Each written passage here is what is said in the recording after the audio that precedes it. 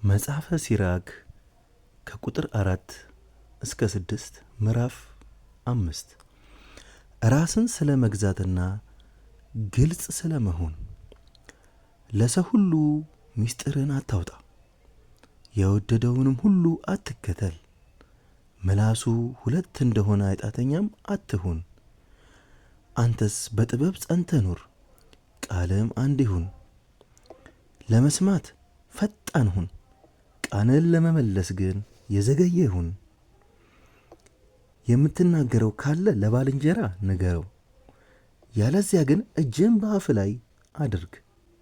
መከበር መዋረድም ከቃል የተነሳ ነው። የሰው ውድቀቱ ከአንደበቱ የተነሳ ነው።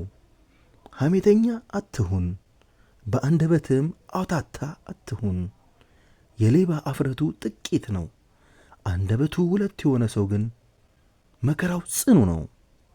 በታላቁም በታናሹም ሰው ዘንድ ቸር ሆነ ተገለጥ።